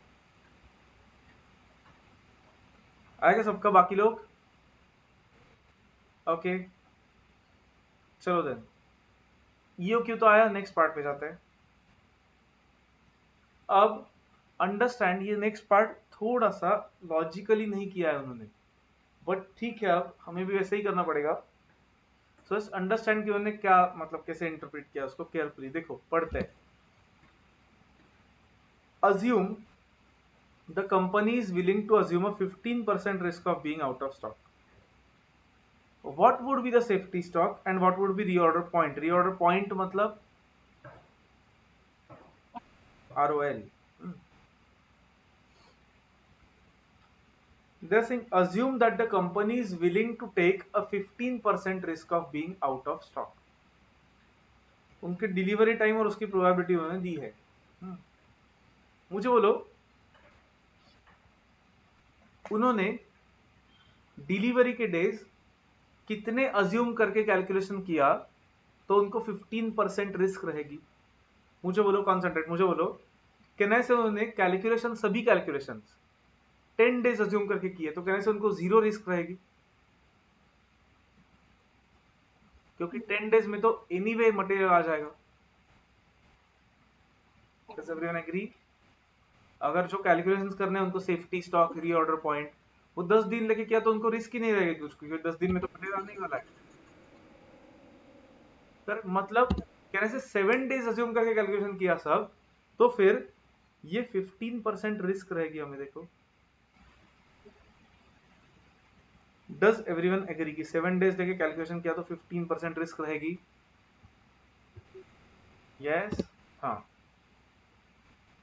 इसका मतलब ये पॉइंट के लिए हमें लीड टाइम कितना अज्यूम करना है? 7 डेज का। अब मैक्सिमम ऐसा नहीं, अब यहाँ पे मैक्सिमम मिनिमम ऐसा कुछ दिया है क्या एक्चुअली?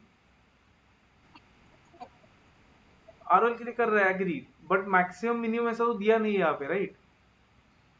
हम तो 7 डेज अज्यूम कर रहे हैं, we are assuming 7 days, right? मतलब 7 अज्यूम करके ही कर रहे हैं ना अल्ताफ, तो मैक्सिमम का सवाल ही नहीं आता फिर, करेक्ट? क्योंकि मैक्सिमम करते तो आई एग्री कि 10 लेके ही करते, फिर तो ये क्वेश्चन ही नहीं आता। तो अब यहाँ पे थोड़ा सा अलग इंटरप्रिटेशन किया है, केयरफुली देखो क्या किया और क्या करना है। अब आइडियली हम आरओएल पहले कैलकुलेट करते हैं, इज दैट करेक्ट? बट हमें यहाँ पे तो पता है 7 डेज लेंगे, तो आरओएल पहले कैलकुलेट नहीं कर सकते, हमें सेफ्टी स्टॉक पहले कैलकुलेट करना पड़ेगा। हम आरओएल से सेफ्टी स्टॉक को क्यों आता है? क्योंकि maximum consumption into maximum lead time लेते हैं, इसलिए।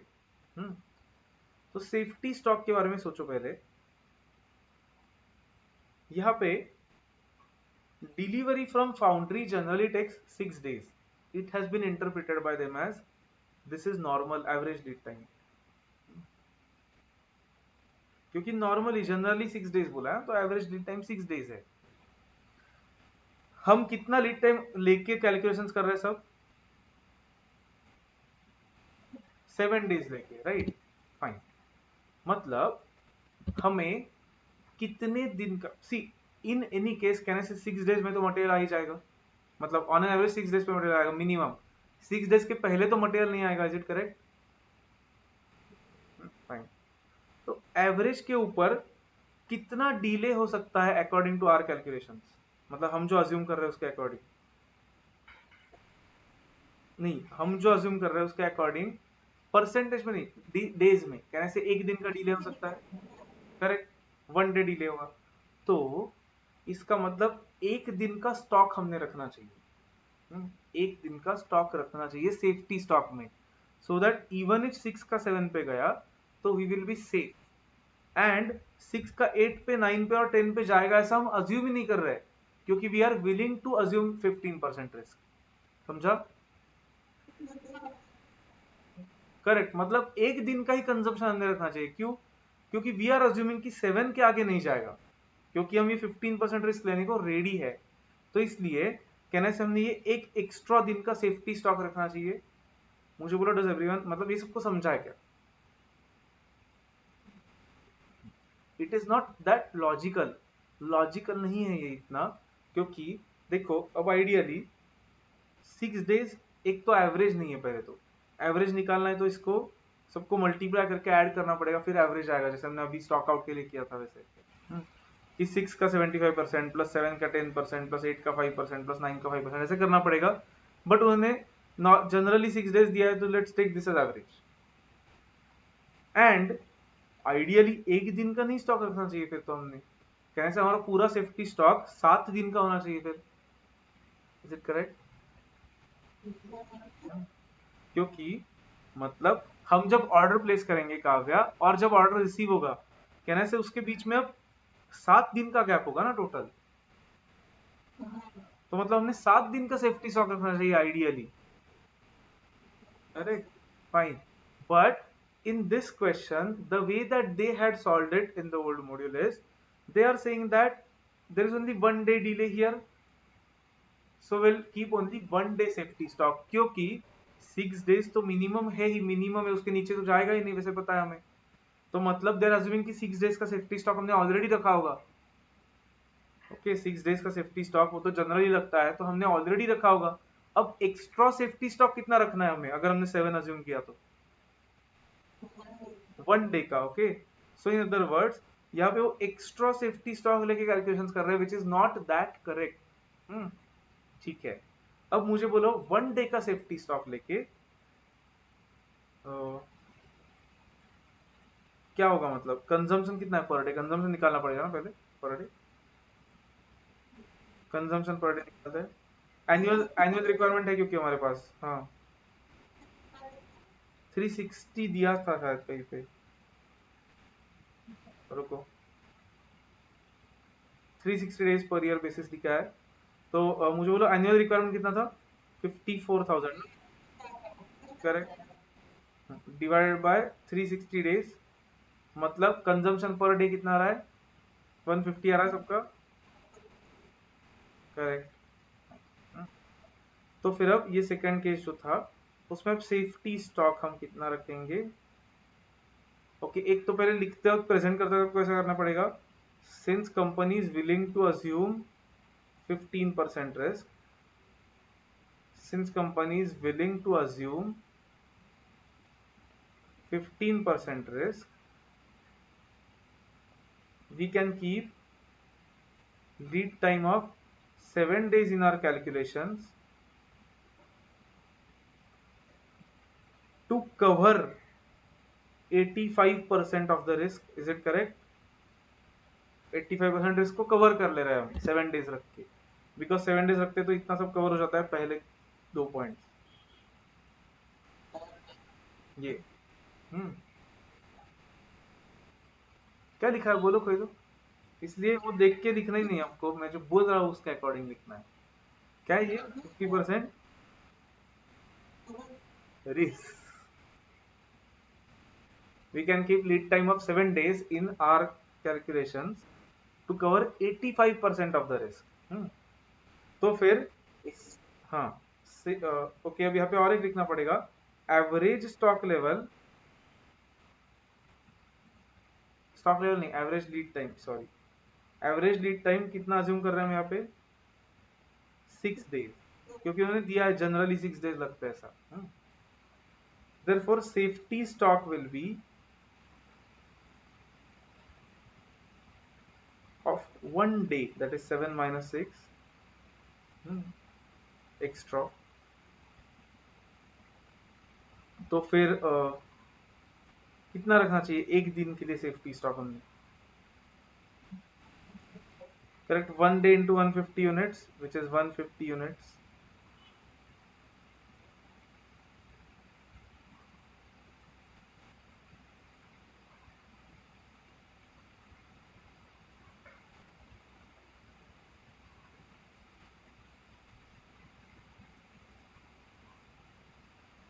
क्लियर है सबको ये, ओके। कैन आई से अब therefore reorder level will be, reorder level will be, वो फॉर्मूला यूज करना पड़ेगा, मिनिमम स्टॉक लेवल प्लस क्या, average consumption in, correct average lead time.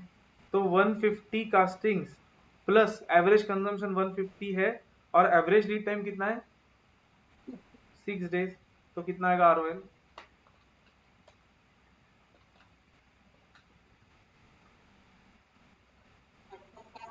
Correct 1050 castings.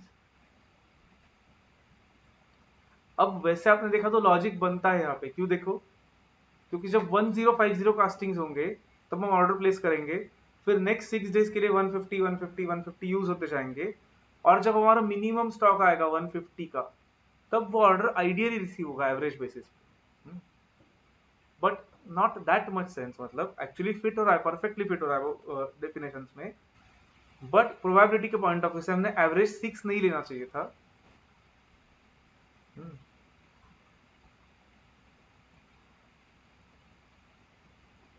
मतलब एक्चुअली हम ये मिनिमम लीड टाइम लेके कैलकुलेशन कर रहे हैं यहाँ पे, बट उन्होंने मिनिमम लीड टाइम को ही एवरेज बोला है, which is not that logical, but ठीक है, based on the data given in the question this is the correct answer, मतलब परफेक्टली मैच भी हो रहा है, लॉजिक में भी फिट हो रहा है। Is this clear to everyone?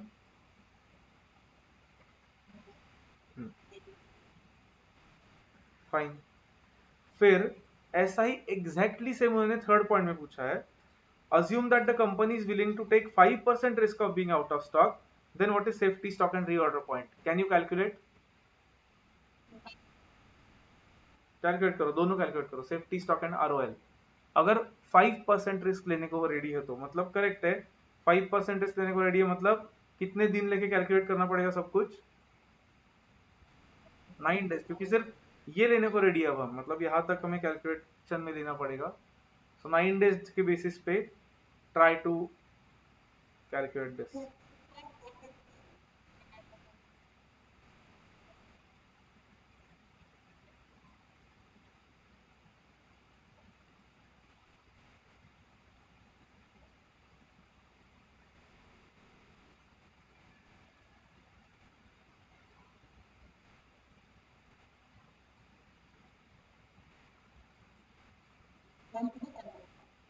Okay, करते चेक।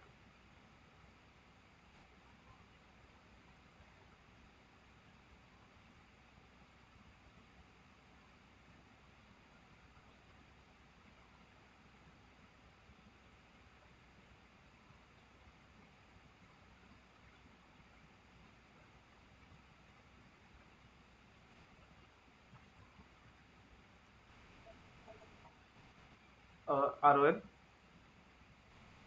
देखते हैं। सेफ्टी स्टॉक 3 दिन का आएगा ना अब, तो 3 days इंटू 150 मतलब 450 यूनिट्स आ रहा है सबका, करेक्ट। एंड फिर इसमें सिर्फ 150 के जगह 450 ऐड होगा, इतना ही। करेक्ट है, 1350 कास्टिंग यूनिट्स मतलब। चेक करो थर्ड का येलो वाला आंसर आएगा सबका। Okay good.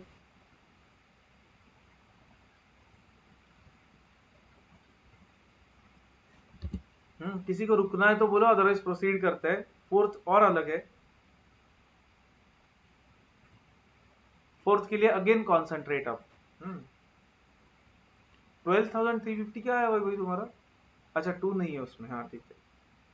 Fourth concentrate, assume 5% stock out risk, what would be total cost of ordering and carrying inventory for 1 year?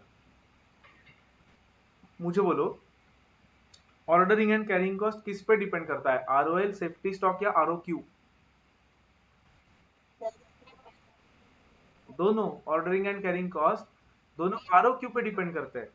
मुझे बोलो फिर, आरओक्यू तो हमारा फिक्स्ड है, क्या है हमारा आरओक्यू यहाँ पे? 1800। मुझे बोलो वो चेंज होने वाला है कि लीड टाइम की वजह से? नहीं, तो फिर वाई आर दे आस्किंग कि 5% स्टॉक आउट रिस्क पे ऑर्डरिंग एंड कैरिंग कॉस्ट कितना है? क्योंकि उन्होंने ये दिया भी नहीं होता तो भी ऑर्डरिंग एंड कैरिंग कॉस्ट तो सेम ही रहना चाहिए ना आइडियली। तो फिर वाई आर दे सेइंग कि इस पे ऑर्डरिंग कॉस्ट और कैरिंग कॉस्ट निकालो? What is the meaning of that? क्योंकि मुझे बोलो, एक एक काम करते हैं, ईओक्यू का ऑर्डरिंग कॉस्ट और कैरिंग कॉस्ट निकाल के तो रखते हैं पहले। एट ईओक्यू ऑर्डरिंग कॉस्ट कितना है, कितने ऑर्डर्स लगेंगे? 54,000 है पूरे साल में, तो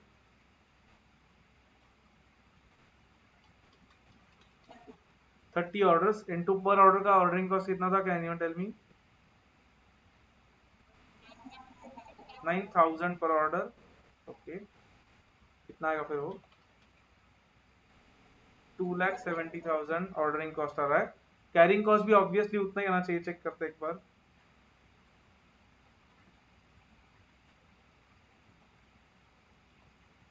कितना था पर यूनिट? 3 नहीं, 300 था ना?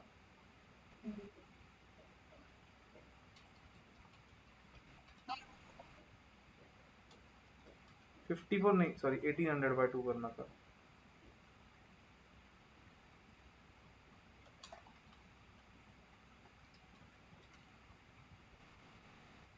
करेक्ट, मतलब ईओक्यू पे 5,40,000 कॉस्ट आ रहा है।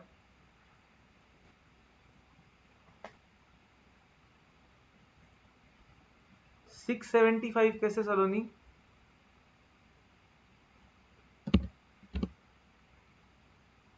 675 में और कुछ इंक्लूड किया है क्या तुमने? Has everyone got 540? बोलो मुझे यस नो। हाँ, फिर my question is how does it matter? फिर उन्होंने ऐसा क्यों पूछा है कि 5% स्टॉक आउट रिस्क अज्यूम करके ऑर्डरिंग एंड कैरिंग कॉस्ट क्या आएगा? Correct, very good.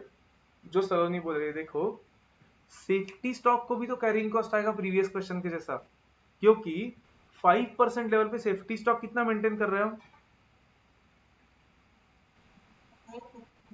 450 यूनिट्स का, अभी जो थर्ड पॉइंट में निकाला।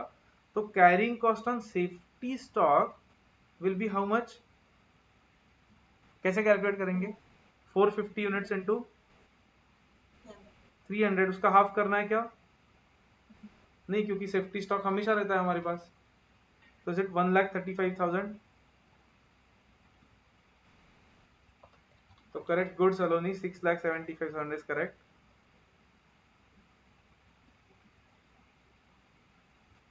Total cost at 5% risk level.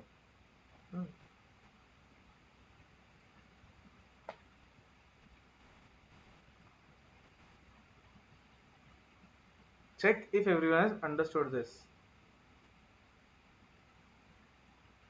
वो ईमेल आईडी रिकॉग्नाइज हो रहा है यहाँ पे, total cost at 5% risk.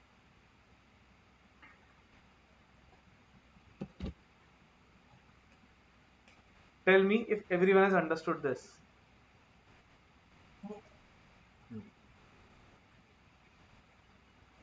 Good. तो आगे के पॉइंट पे जाने से पहले एक पॉइंट यहाँ पे ऐड कर दो, special adjustment.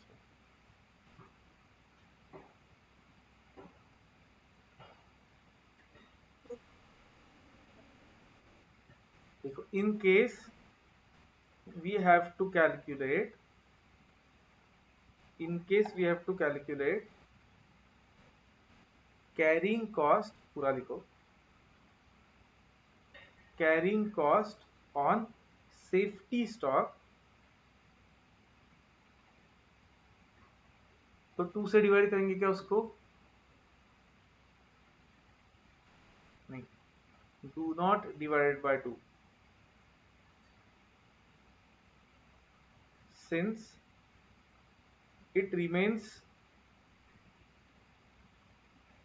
with us throughout the year.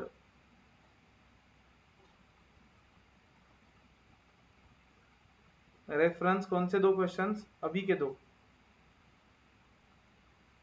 23 and 24 of QB.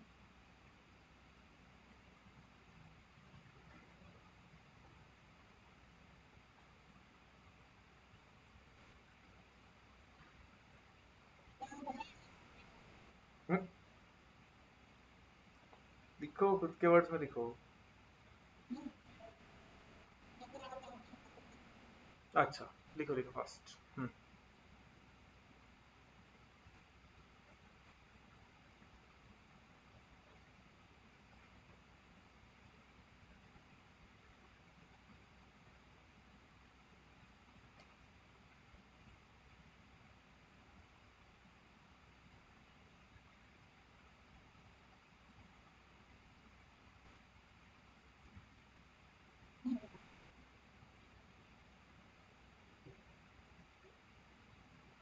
Last point पे जाते हैं, चलो।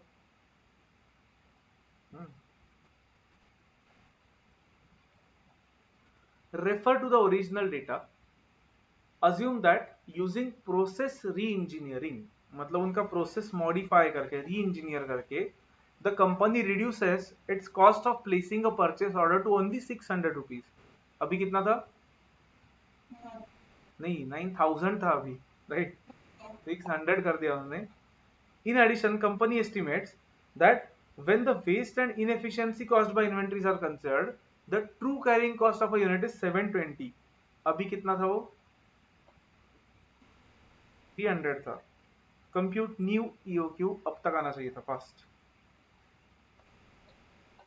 करो, फास्ट, अब तक तो आना ही चाहिए था।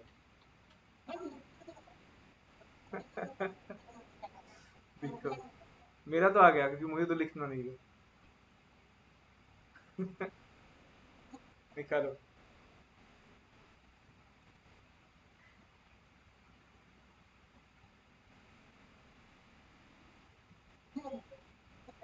300 is correct. Good.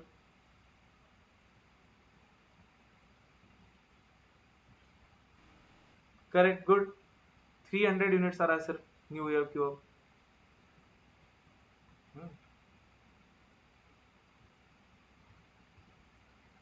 आया सबका 300 300 करेक्ट। गुड। हाँ, अब हाउ फ्रीक्वेंटली पूछा है, मतलब वापस पहले नंबर ऑफ ऑर्डर्स निकालना पड़ेगा और फिर दिन निकालने पड़ेंगे। 300 यूनिट्स। ओके, अब सिर्फ 300 का मत करो, कॉन्सेंट्रेट। उन्होंने पूछा how frequently would the company be placing an order as compare to old purchasing policy. तो एक काम करते हैं अब फोर्थ पॉइंट के लिए, फोर्थ नहीं फिफ्थ पॉइंट था ना वो, फिफ्थ पॉइंट। अब old policy and new policy दोनों में देखना पड़ेगा ना। ओल्ड पॉलिसी में नंबर ऑफ ऑर्डर्स कितने थे? 1800 जब आरओके होता था।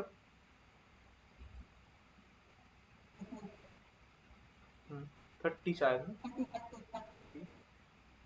एंड यहाँ पे नंबर ऑफ ऑर्डर्स कितने होंगे अब? 180 ऑर्डर्स हो रहे हैं, राइट। कैसे निकालते हैं फ्रीक्वेंसी? अभी थोड़ी देर पहले देखा था हमने, फ्रीक्वेंसी ऑफ ऑर्डर कैसे निकालेंगे? करेक्ट। 360 डेज में 30 ऑर्डर्स, मतलब एक ऑर्डर के लिए 360 बाय 30, 12 डेज।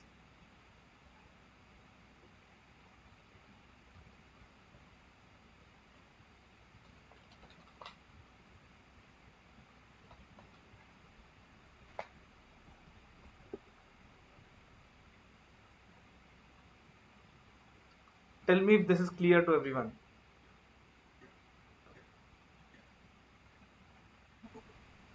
Okay good. मतलब अरे ओके गुड बोलता तो ओके गूगल ओपन हो जाता है फोन पे। ओके, तो कैन आई से हाउ फ्रीक्वेंटली पूछा था ना, as compare to old purchasing policy. तो now we are placing order every 2 days instead of every 12 days, मतलब बहुत ही ज्यादा फ्रीक्वेंसी बढ़ा रहे हैं हम ऑर्डर्स का।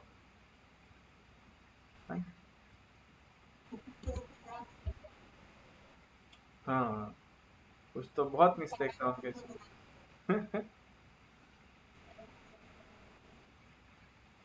यस ओके, अब देखो everything related to stock levels is done. वो सेवेंथ क्वेश्चन बाद में करेंगे, but otherwise everything is done. मुझे बोलो नेक्स्ट ये क्या था? इन्वेंट्री कंट्रोल का नेक्स्ट पार्ट। फॉर्मूला बुक पे जाओ देखो। इन्वेंट्री कंट्रोल का फर्स्ट वे था using quantitative levels. Inventory control का सेकंड वे था using relative classification and ratio analysis. ये हमें कल देखना है। देन उसके बाद वो फिजिकल कंट्रोल तो थोड़ा सा थियरी है, एंड उसके बाद इशू प्रोसीजर पे जाएंगे हम, which is the last part of the chapter.